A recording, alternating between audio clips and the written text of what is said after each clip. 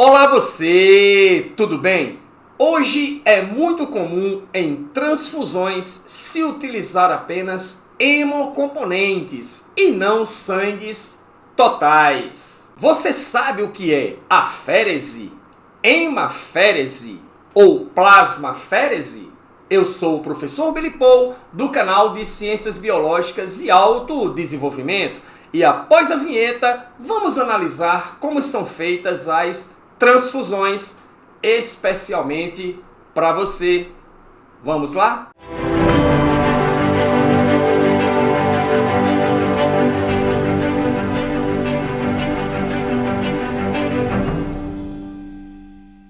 Ok, pessoal. Hoje vamos bater um papo com você a respeito de transfusões de sangue.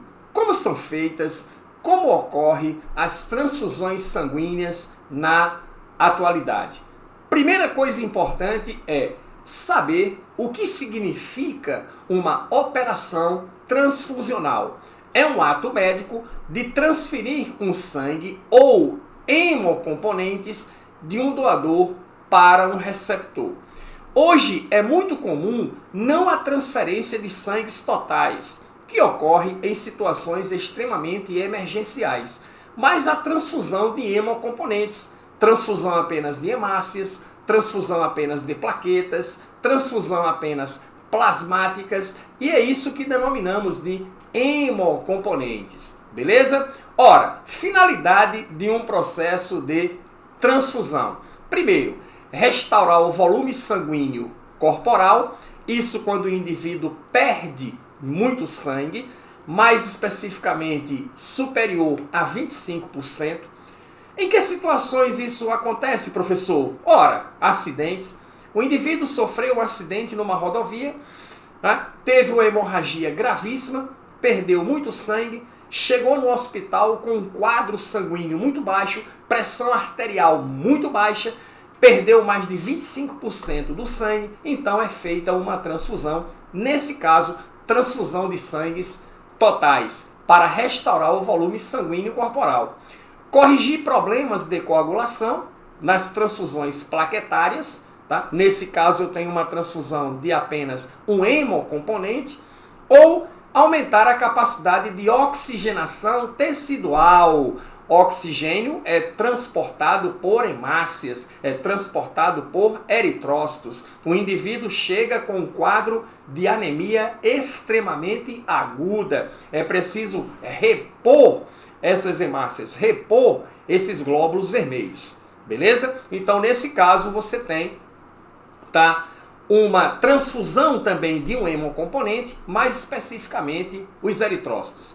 Ora, transfusões são muito utilizadas em tratamentos como leucemia, como anemia falciforme, como a hemofilia, que o indivíduo é uma herança ligada ao sexo, onde o indivíduo tem a incapacidade de promover mecanismos de coagulação sanguínea, então se utilizam transfusões também neste caso. No caso de doença hemolítica do recém-nascido ou eritroblastose fetal, onde o bebê com eritroblastose fetal ou DHRN precisa ser submetido a uma transfusão, onde o seu sangue é trocado, né, totalmente por sangue ABO compatível de RH negativo. Assista a aula sobre RH no nosso canal e também sobre sistema ABO para você ficar completinho sobre as questões relacionadas a estudo de sangue dentro da genética. Beleza? Ora, observação importante pra cacete. Transfusões são feitas observando a compatibilidade ABO e RH. Não é isso? Ora, então você tem aqui um quadrozinho onde você observa aqui, ó, doador, O, A, B e AB, receptor A, B, B, A e O. Perceba que O, ele é doador universal, ele doa para qualquer grupo, assim como a B é receptor universal, recebendo de qualquer grupo. Beleza? Outra coisa, transfusões com RH. No RH, o RH+ funciona como receptor, o RH- funciona como doador. Não vou entrar em aprofundar detalhes sobre os mecanismos de transfusões ABO e RH, porque temos aulas completas sobre isso. Assista a aula sobre sistema ABO, assista a aula sobre sistema RH. Aqui vamos nos deter às questões relacionadas às transfusões. Ora, hemocomponentes. O hemocomponente, eu posso ter um concentrado de hemácias, que é utilizado nos processos de anemia aguda. Posso ter um concentrado de plaquetas em situações de trombocitopenia, que é redução a níveis muito baixos de plaquetas na corrente sanguínea, o que interfere nos mecanismos de coagulação. Posso ter concentrado de plasma, quando há também distúrbios de coagulação, e posso ter a transfusão envolvendo bolsa total, que é quando o indivíduo está sofrendo de um sangramento maciço, ou seja, de uma hemorragia, e eu preciso então repor essa quantidade considerável de sangue que o indivíduo perdeu. Tipos de transfusão: halogênica, usa sangue doado por outras pessoas. Então, no momento que o indivíduo está hospitalizado, precisando de uma transfusão de sangue, ok? Pega-se uma bolsa de sangue no banco de sangue do hospital, uma bolsa de sangue proveniente de alguém, tá? E faz-se a transfusão nesse indivíduo que está hospitalizado, precisando de sangue.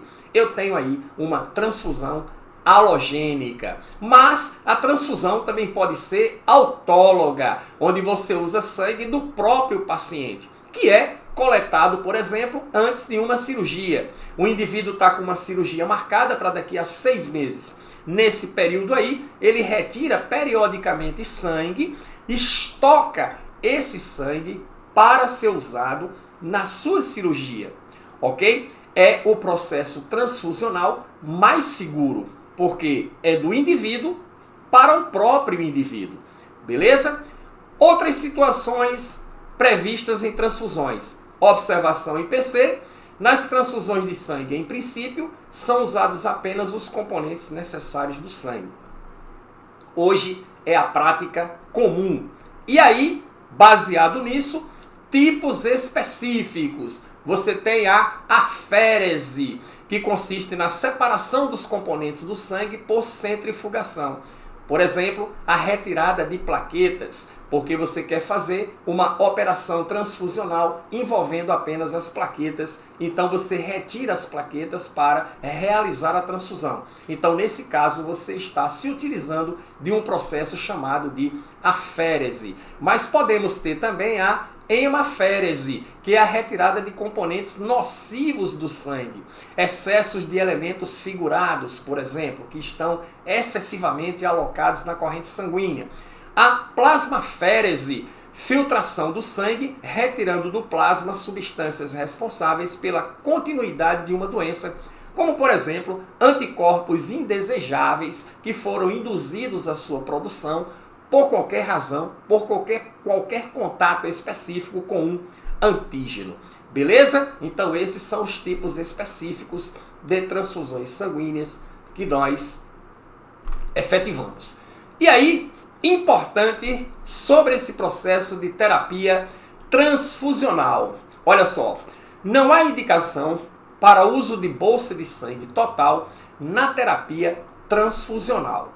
Tá certo? Isso hoje não é bastante utilizado de forma rotineira, de forma corriqueira, exatamente para evitar problemas de compatibilidade antígeno-anticorpo que pode levar o paciente a óbito. Isso torna o processo transfusional muito mais seguro, beleza? A transfusão de sangue total é substituída de forma eficaz pela transfusão de hemocomponentes específicos, como nós já falamos, hemácias, plaquetas, plasma, entre outros componentes. A indicação primária para a transfusão de sangue total é para pacientes com sangramento ativo, hemorragia intensa. O cara chegou no hospital com hemorragia extremamente intensa, porque houve o rompimento de um vaso, porque ele se submeteu a um acidente específico, e aí Nesse caso, se faz uma transfusão de sangues totais.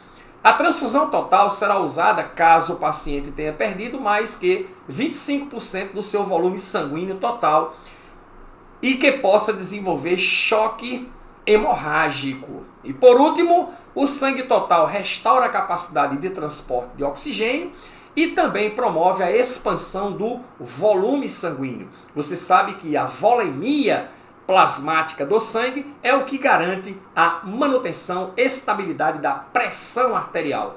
Queda do volume plasmático, queda do volume sanguíneo provoca também a derrubada da pressão arterial do indivíduo. Então, muitas vezes, eu preciso fazer uma transfusão total exatamente para conseguir reconstituir o volume sanguíneo ideal para a manutenção da estabilidade da pressão arterial.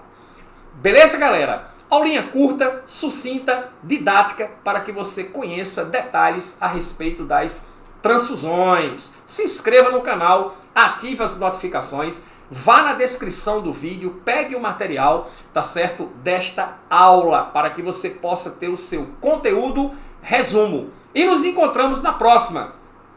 Até lá!